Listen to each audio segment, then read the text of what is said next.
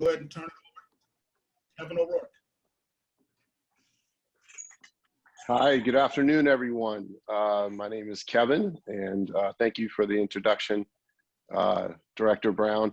And thanks for everybody for joining. Obviously, as Director Brown mentioned, we'd rather be in person, but if there is a silver lining in this, I think that there's many people that are going to be on this webinar who may not have been able to join us otherwise. So that is a positive, but in the future, hopefully we'll get back to our in-person our in-person celebration. So all of us know that February was designated Black History Month because it was the birth month of two individuals, Frederick Douglass and Abraham Lincoln. And we're fortunate to continue with our rich tradition of having excellent guest speakers. So thank you for the speakers that will be joining us today. But I often find myself remembering one of the speakers that we had in the past, and that was Dr. James Tate, who is a local neurosurgeon and owner of the Patients Hospital of Reading, who spoke one year. And I remember speaking with him, and the recurring theme of his presentation was that Black history is American history. And I was fortunate enough to develop a friendship with Dr. Tate. And you know, through our conversations, you know, he really let me realize, and I hopefully have shared that out with others, that Black history and American history are interlinked, and the accomplishments and contributions need to be highlighted year-round in our K-12 curriculum and also in our higher education curriculum. And contributions that need to be highlighted in February, as Dr. Tate would say, is we're putting an additional focus or double attention, if you will, on some of the wonderful achievements. And so I also want to recognize President Joe Weiss, who's on the webinar right now.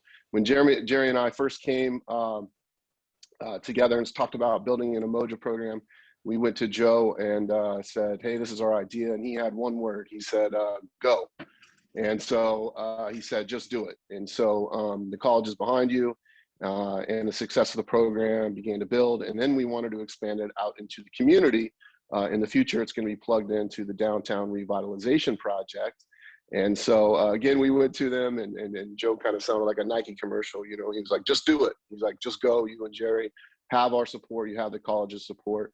And so he saw a lot of value in what we were doing and was also taking an active part in it. So thank you, Joe, for your support. And then lastly, I think it's important that we're focusing on celebrating history today, but we also should pause and recognize the local history that we are creating now. And hopefully future generations will look back and celebrate some of the things that we're doing now with our Umoja community, all the guest speakers that spend their time enlightening us, sharing their countless energy, their stories, and bringing people together to celebrate. So thank you to our speakers that are here today. Thank you to the Umoja community, the staff, and the students, and I hope everybody enjoys the program. So with that, I'll send it back to Director Brown. Okay, now I think we have President Joe Weiss would like to say a few words. Yeah, I just want to thank Kevin for giving that brief history. And some of you know, but I'm in a family of mixed race family. And so having a program like Umoja that's welcoming to all, but focused on helping some of our underrepresented populations have more support for success is very near and dear to my heart. So I'm grateful for Jerry Brown and for Chelsea and for Millie and all the work you're doing, and encourage you to keep it going and dream big. And I'd love to be able to look back in 5 or 10 years and go, wow, remember where we started and look what it is today. So enjoy the day. Thanks a lot, Joe. Okay, next up, we'll have our Umoja Regional Coordinator, Letitia Hudson. Tish, you're on. All right. Good afternoon, everyone. So happy to be here with Shasta College. I love the energy at Shasta College. And I was there last year, Coach Brown. I remember what a wonderful time we had. But I'm sure that this will be just as amazing given the circumstances. Again, my name is Natisha Hudson. I'm regional coordinator for Umoja statewide. I have 11 campuses that I am responsible for in the Sacramento area, and then what I like to say, Greater California, Greater Northern California, which of course includes Shasta College. So very happy to be here with you all. Okay, thanks, Tish. Okay, we'll begin with our speakers now. Our speakers will try to speak around 10 minutes or so, since we are on a time deal. And we'll start off with Celeste McAllister. Celeste, are you on?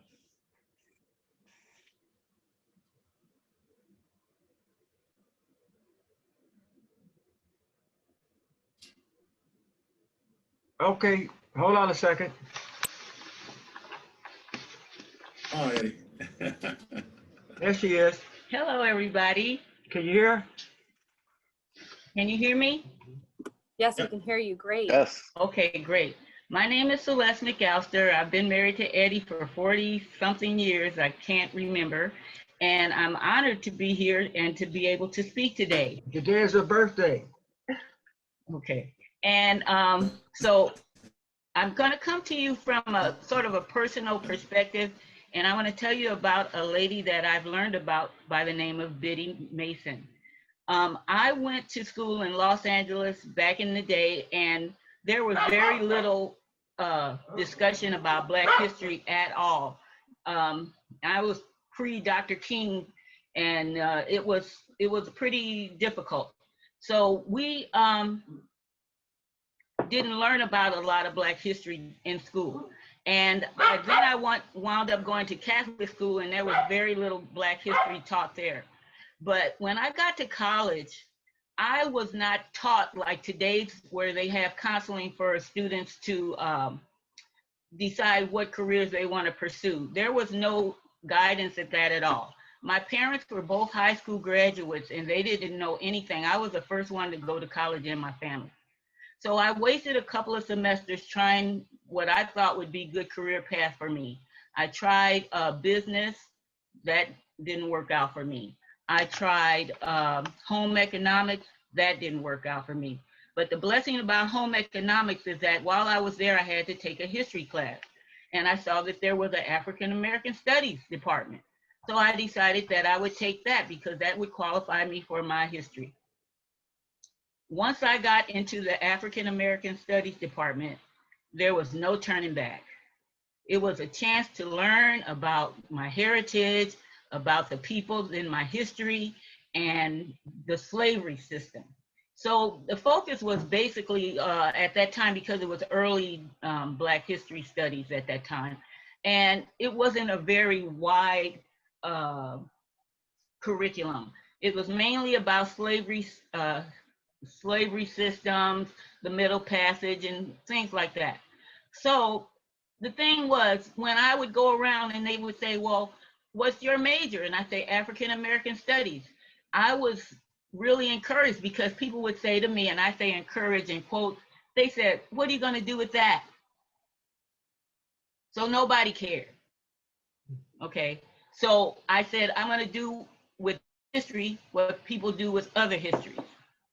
And so I just went on and pursued my life in a career. I worked mainly in civil service because my parents and my grandparents believed in civil service because they knew that in civil service would be the only place that you would be treated fairly.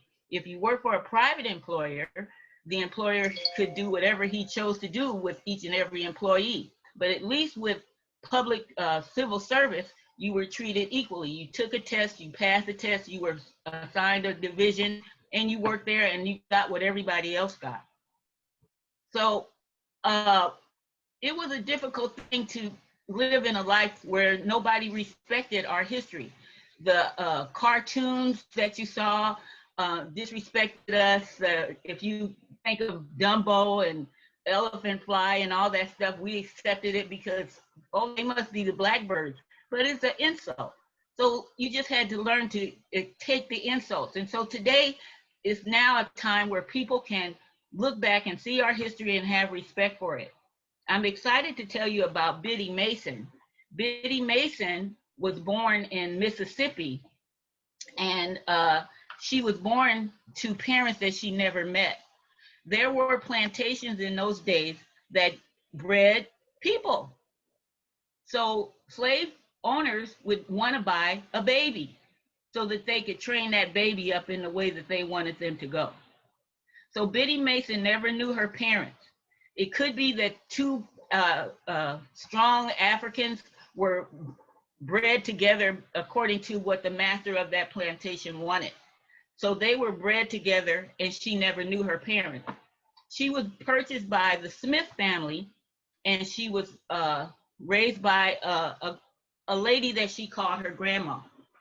And the grandma was very astute in plants and herbs and the like. So she knew about what plants would go together to settle your stomach, what plants would go together to heal your wound, what plants would go together for a headache. And so this is what she taught Biddy. So Biddy grew up under the tutelage of her grandmother that wasn't really her grandmother, but she learned about herbs and plants and the power of healing that they possess. She also learned about being a midwife. She started assisting in the birth of babies. So she had those skills. She had 2 children by a gentleman on the plantation that she considered her husband. And we all know that slaves were not allowed to marry. So she married this man, and she had 2 children. Mr. Smith, the owner of the plantation, became a Mormon and decided that he wanted to move to Salt Lake City from Mississippi. So he decided to take his plantation and move from Mississippi to Salt Lake City. Well, the slaves had to walk. Biddy walked from Mississippi to Salt Lake City every single day. At night, she had to spend her time taking care of the animals, cooking food, taking care of her own children and the other slaves who had injuries to their feet, because slaves didn't wear shoes. So they walked thousands of miles, and they had illnesses and so forth, and she took care of them. Mr. Smith attacked her on the trip, and she had had a baby for him also. Then when they spent their time in Salt Lake City, Mr. Smith and his wife decided they wanted to come to California in San Bernardino area, where there was another large Mormon group growing there. And they came to California. Again, she walked. She did all the work every single day besides walking, taking care of everything that needed to be taken care of. When they got to California, she was in California, and that's when she found out that California is a free state. After a while, Mr. Smith attempted to take them to Texas, which was another slave state. And the big thing about Biddy is she fought the court system for her freedom, and she won it. So Biddy Mason was a very powerful woman that even during the fact that I had been in African American studies, I had never heard of her. I never heard of Biddy Mason until the Voices of the Golden Ghost that Mark produced. And after he produced it, he realized that there weren't any women's voices in the play. And that's when he invited me to look into Biddy Mason.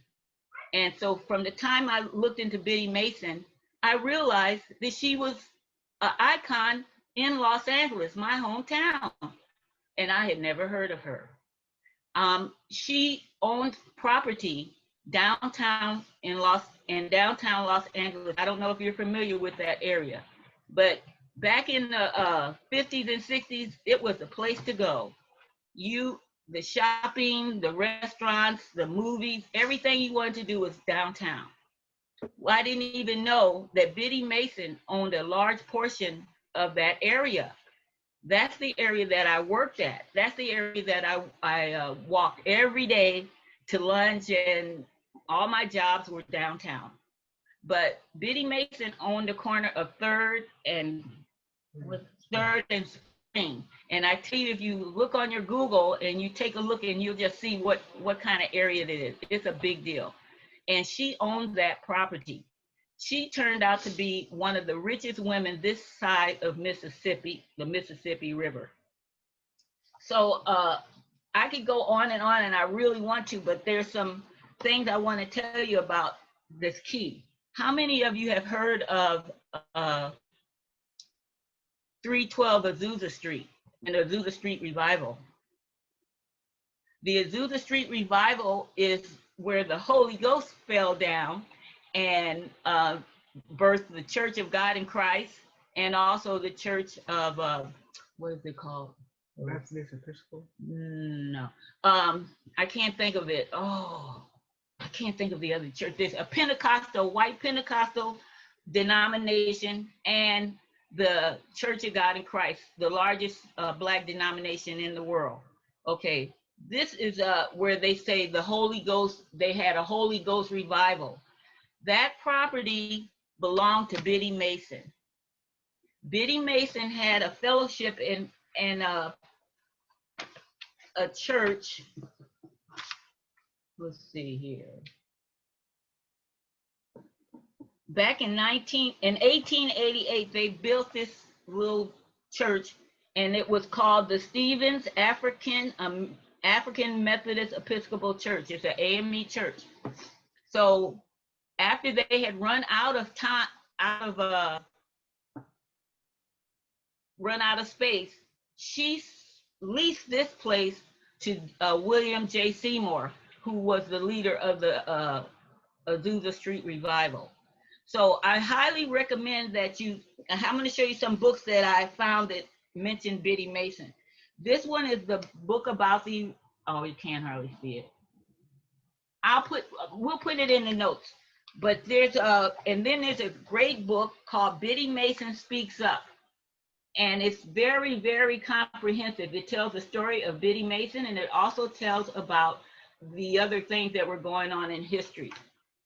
This is a book that I got at the library for a couple of bucks, and it was called They Saw the Elephant, and it was about women in the gold rush area, and it includes Biddy Mason. And lastly, I have one other book, Archie Lee's Struggle for Freedom, that also mentions Biddy Mason.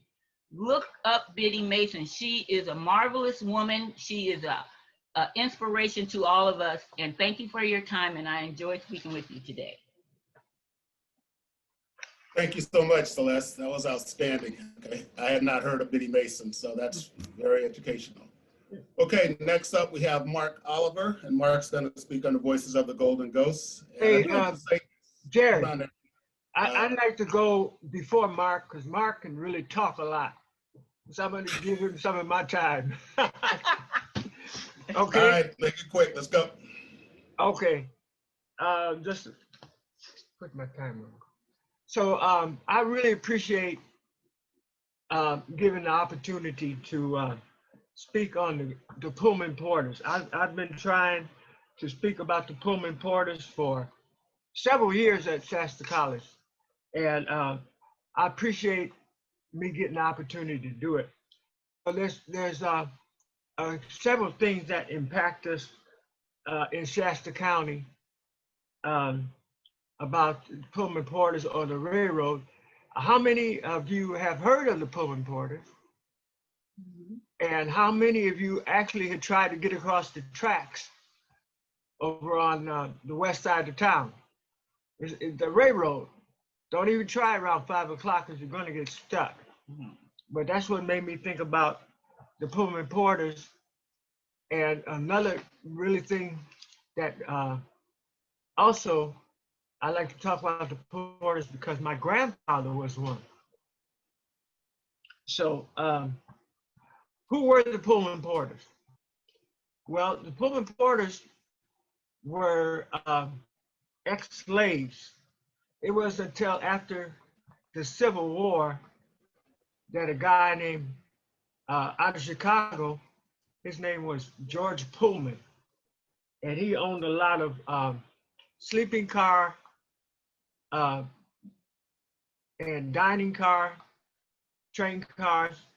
So he hired these former slaves after the Civil War. In 1929, the Labor Department said that George Pullman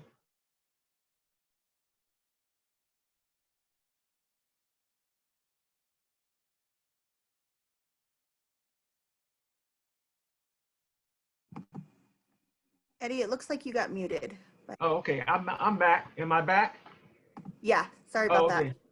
So where was I? The I Pullman Porters. I think I was talking about the Pullman Porters. According to the Labor Department, in 1929, were the #1 employers of black men freed slaves.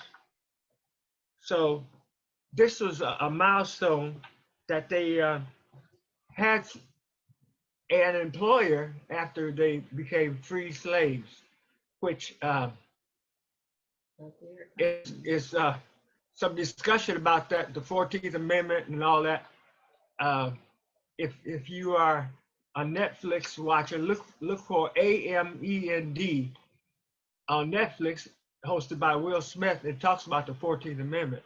So the word freed slaves and working on the railroad, that they were subject to a lot of discrimination and bigotry. They were called names. They were called George and Boy, even though they were freed slaves. But they did work on the railroad, and they were hired by George Pullman. Like I said, they were the #1 employer in 1929. So they worked in the sleeping cars from 1860 to 1971. So this is working class people, and they became what they might call the black middle class. Yeah, they had benefits. They had benefits. They actually started the first black union. That was the Brotherhood of the Sleeping Car Porters. And this was with the help of A. Philip Randolph, who started that union. So speaking of black middle class, so I was just a kid in the 50s, and I didn't know anything about the black middle class, but like I said, my grandfather was a Pullman Porter.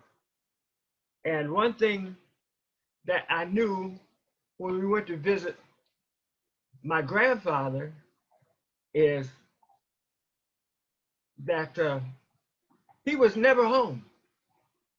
He always was working. We asked Grandma, where's Grandpa? Oh, he's working.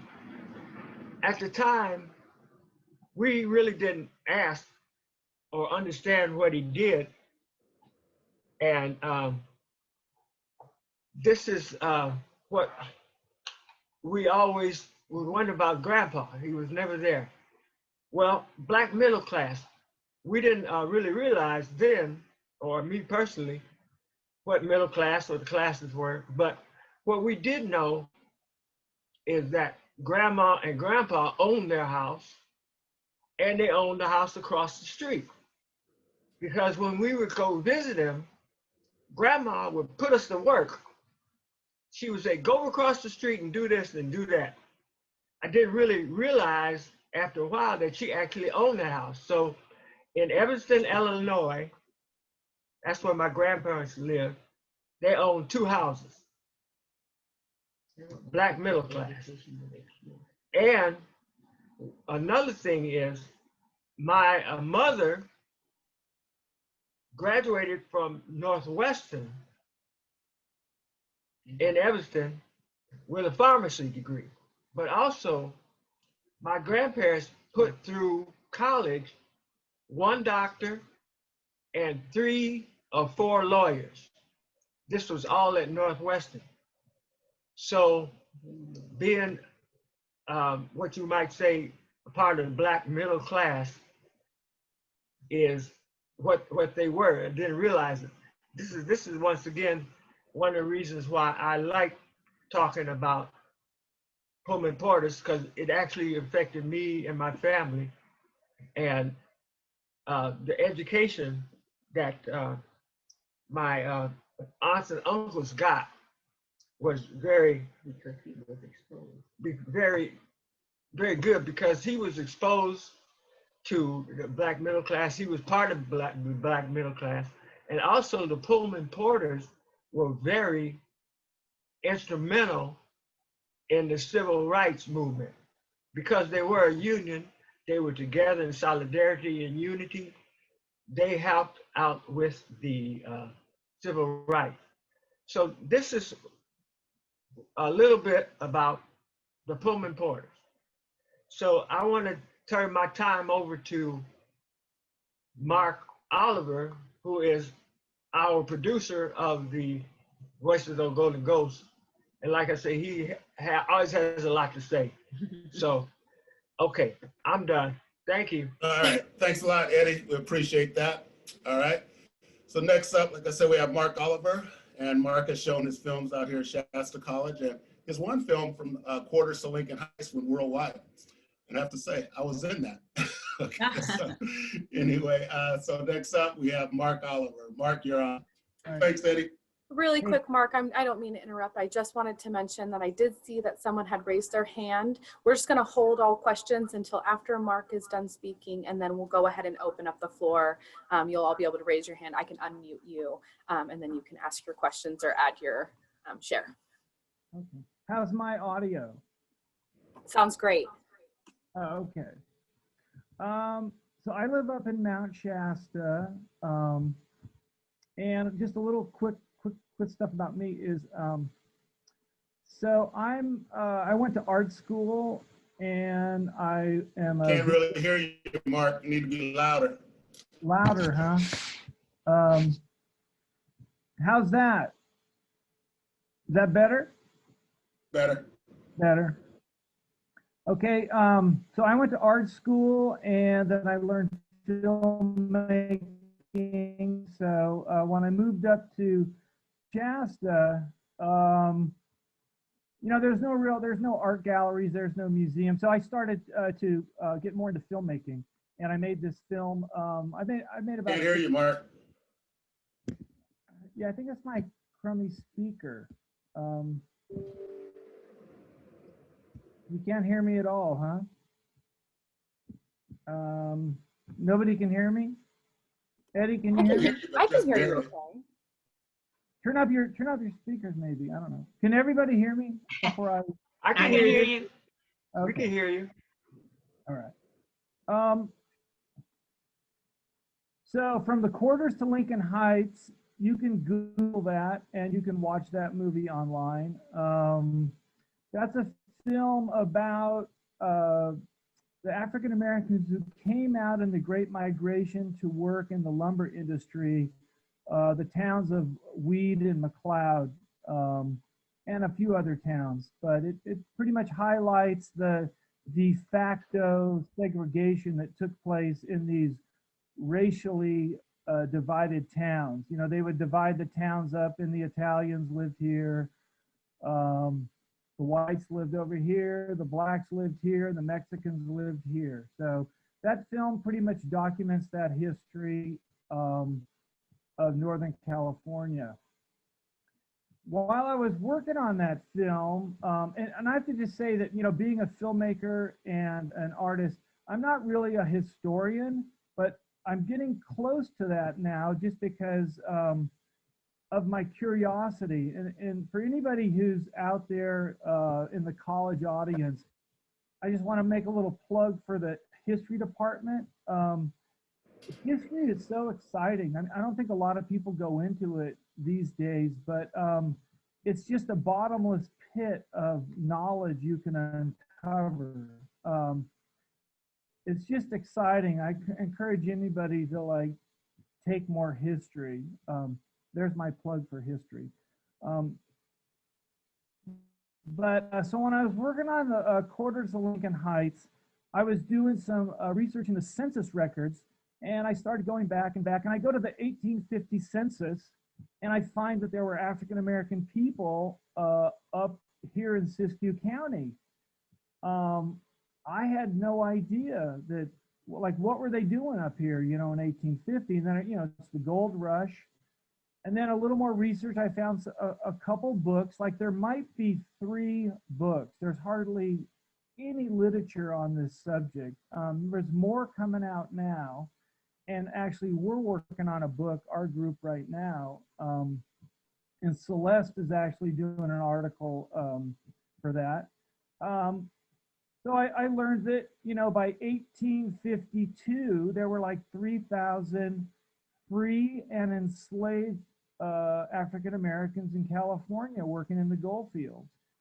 I bet maybe one of you knows that. And I bet hardly any people know that California allowed slavery. And I started finding this stuff out. And I said, this is like, I thought I was pretty good, you know, knowing California history. I'd read a lot my whole life, and I never came across that. I mean, that's something they do not tell you in school. So I got kind of interested in this whole topic, and I started looking, and lo and behold, up here in Siskiyou County, I found some mine sites, and you can find them too if you just Google Negro Boy Mine, and it's right up on the Klamath River. And some more research, I found some mine sites that were actually, you know, just with the N-word. And the more I looked into this history, this area up in Northern California is not ever mentioned at all when it comes to this early Black history. So I decided, you know, we got to get this information out there. So, you know, what ended up happening was I saw a theater presentation of a man from, he lives up in Weed now, Fred McGee. He played this historical figure from the Gold Rush area, from around your area, around Old Shasta, Alvin Coffey, who actually, Alvin came out as a slave. His owner said that if you mine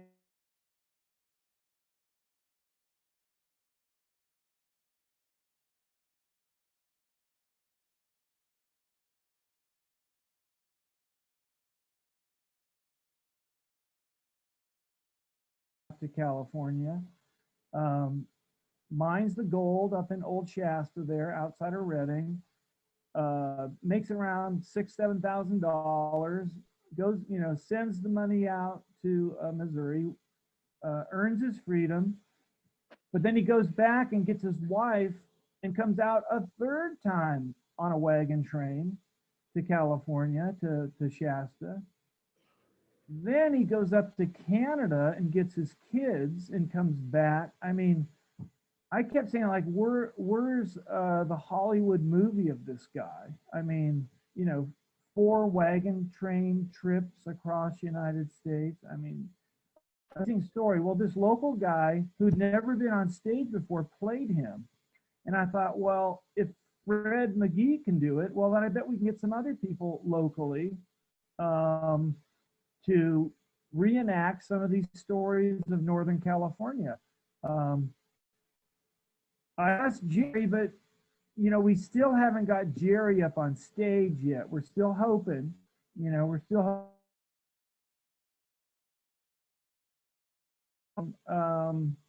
what they did is they read text. I gave them historical texts about some of the people, and we came up with scripts, and we put this presentation on, and we had some historians speak, and our first presentation was there at Shasta College. We had done a couple more. We were on our way to Chico. We had just signed a contract to do a big show in Oakland, and guess what happened? Right, COVID hit. So our production was kind of shut down, and so we've been kind of in limbo. We did we did one online presentation, which I'll post that when I'm done talking here, and you can watch that. But there's, California, I mean, there's so many facts that it's true. They don't teach you about Biddy Mason. They don't teach you so many things in early California history. Los Angeles was, half the people who founded Los Angeles were African Americans that the Spanish brought. So the African American history in California is from the very beginning. The first Christian burial in California was an African American sailor who came off a British ship in Monterey. There's so many things, that, are they ignored? Are they kind of skipped over? One has to wonder why they're kind of left out of, I would consider the pioneer history,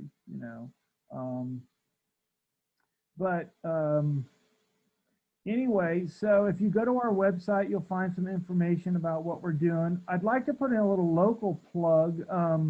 Once we get rolling again this summer, hopefully, maybe there's some people in your program that might want to participate. One of my goals is all of our participants get paid.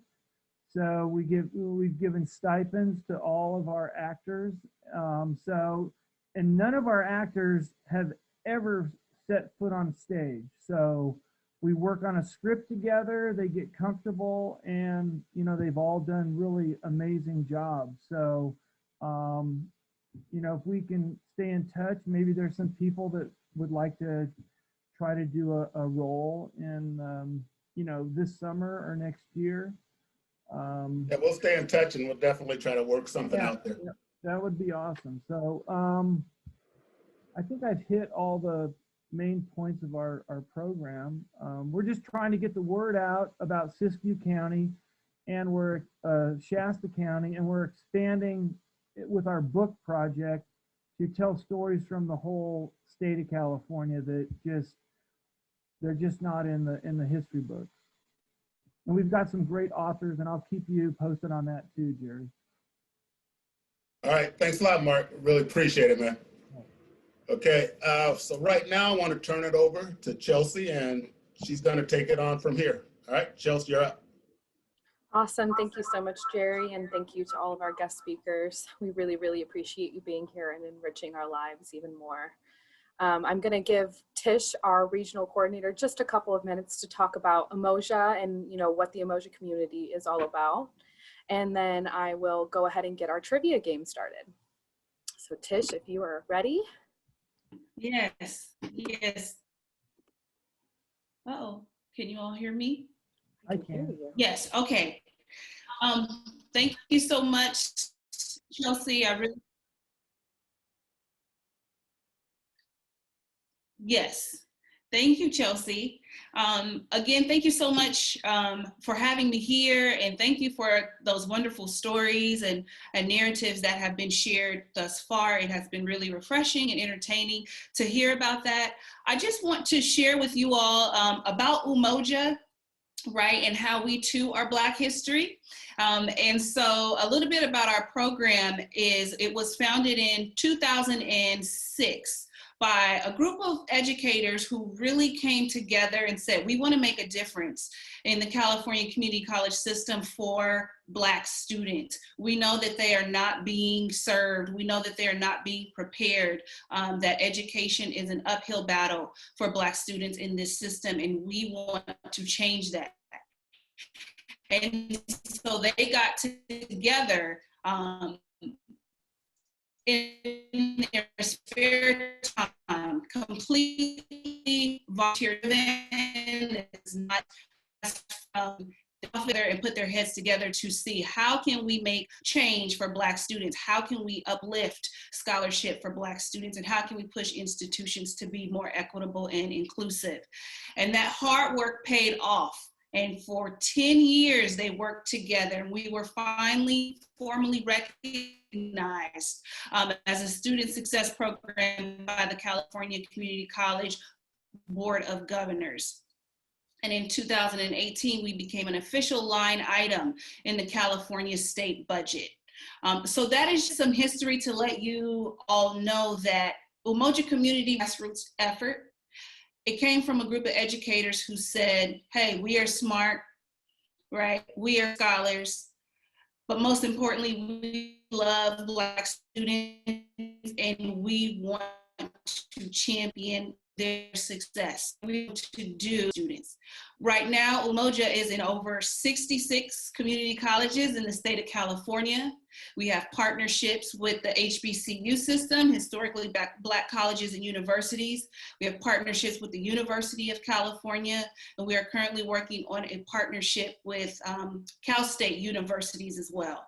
What do these partnerships mean? It means that we are not just vested in Umoja students during the short time they are at community college, but their success throughout degree completion is really important to us.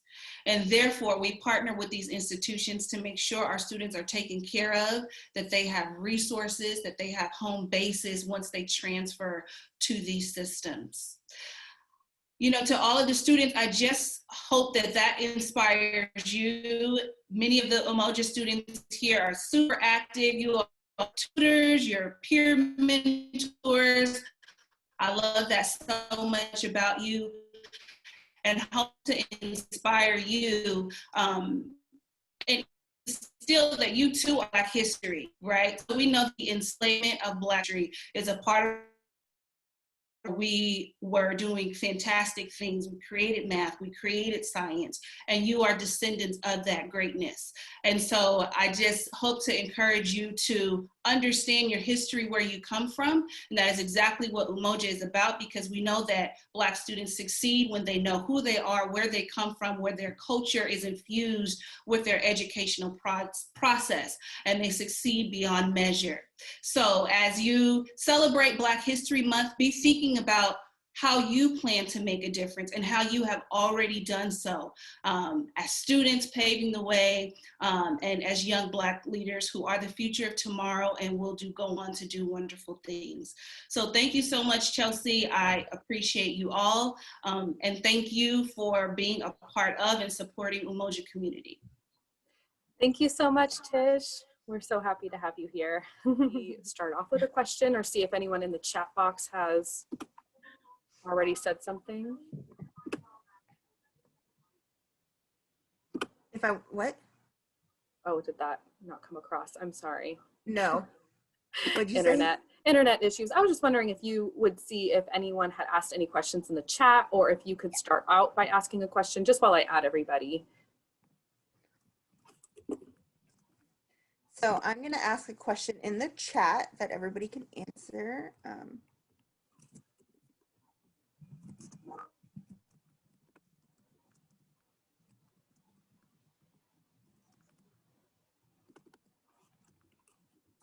I can spell.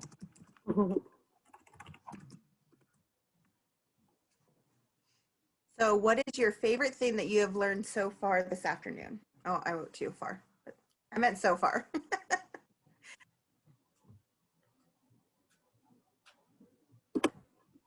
No one speaks up, I'll just call on you. I'll call you out. I'm just kidding. I'm just kidding. So we have, oh my gosh, there's so much. I have never heard of Biddy Mason before. Really fascinating. Someone else says the story of Biddy Mason, and that it was Celeste's birthday. Quite a few about Biddy. The Pullman Porters, Biddy Mason. It feels weird to say favorite, but I had no idea about the history of slavery in California. Yeah. I'd have to say Biddy Mason was just down in the LA area in September, or I was just down in the LA area in September. Awesome answer. It seems like the consensus is definitely the whole Biddy Mason. Yeah. Maybe we'll have to have a porch talk and invite Celeste back so that she can talk forever like she wanted to. Awesome. The fact that California allowed slavery to occur in the state and turned a blind eye to it. Mm-hmm. Hey, Mark, I have a question. So, what year was this? What year was this like happening, or like kind of like the time frame? I thought it was pretty interesting. When you, I didn't even know. Well, you know the gold rush? Oh, yeah, the gold rush. Yeah, so about 18, Alvin Coffey, I think, came in 1849 to Old Shasta. Oh, wow. And, and the only reason you know about Alvin Coffey is because he wrote his diary.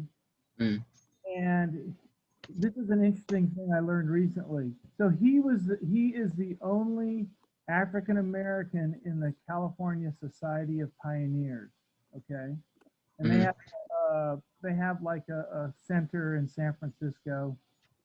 So, but check this out. So his wife's former slave, his wife's former owner came out to California later and was a founding member of the California Pioneers. Oh, and wow. He invited Alvin, because Alvin Coffey, he started the first integrated school for Mexicans, Blacks, Chinese, and Native Americans in I think in Tehama County. Then he moved down to Oakland and started the first retirement old folks home for Black people.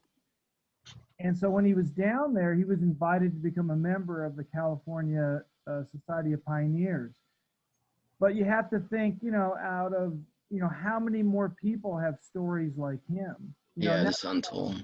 Our book is researched right now. We've got a couple more stories of people, and there's hundreds and hundreds and hundreds, but they weren't written down. We don't know about them. But yes, so in the gold rush, the Spanish had a lot of African people of African descent, when they came here in like the 1700s. Same with when it became Mexico. There's a lot of really, the Pio Pico was the governor of California. He was, of African descent. Yeah, I thought it was really interesting because I usually go up to McLeod a lot, and I was just like, oh wow, that's happening over there. Well, I think the last, those out by the mill, there's two streets. I think Orange Street, and I think the other street, but that was the Black neighborhood. If you watch my documentary online, you'll see. Yeah, I have to check that out. But now there's no African American people there anymore. And actually it's getting, inundated with, people with summer homes and whatnot. So that history in the church, the Baptist church there, is been sold to a private people. So that history is gone. I mean, it'll disappear, in 20 years, no one will even know anything about it, right? Yeah, it's crazy. And Weed California is it's probably the only town like it west of the Mississippi, in my mind. It's has a Black neighborhood, a Black church, and a Black graveyard. And it's not on the National Register. It should be, but I can't get anybody from Weed to fill out the paperwork. But in 30, 40 years, that history will be erased too. Just kind of goes away. Right. It's fascinating. Oh yeah, I'm gonna check that. I want to check out that documentary. But yeah, there's a lot of history that we just it goes on. This goes under your nose. Yeah, we found one book written in 1880 that mentions the African Americans in the mountains, say like northwest of Redding, like up in the Siskiyous and up in there, the Salmon River area. There's only one book in existence, and it was written in 1880. And I found it like just a fluke. Like my son's nursing school teacher mom was an amateur anthropologist. She told me to oh, look at this book on archive.org. Mhm. You know, it's just, and I don't think anybody really knows about that book. You know, it's just been buried, you know. And the same for like around, you know, Reading and that whole, well, all of the whole state, basically. You know, Right. the whole state. Anyway. Well, thank you so much, Mark, for sharing more. And thank you, John, for asking that. That was really valuable. And I could see in the chat, you know, people are asking for the link and whatnot. Go ahead, Millie. I was going to say you're echoing, but if someone is in the same room as you, they'll want to mute while you're speaking, but the echoing's gone away. Awesome. I think that we realized it right when you did. But if anyone else had any quick questions, you know, I want to be respectful of everybody's time and let you all get on with your day. I know that we could all go on forever, though, of course.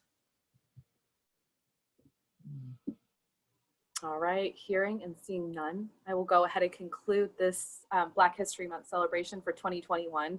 And I really, really, really want to thank everybody for being here. Jerry, is there anything else you want to say? I want to thank all the speakers for taking the time to participate. And for you and Millie, I thought you guys did a great job as far as putting this on. And so hopefully, like I said, next year we'll be live again. But for this year, I thought, you know, everything turned out well.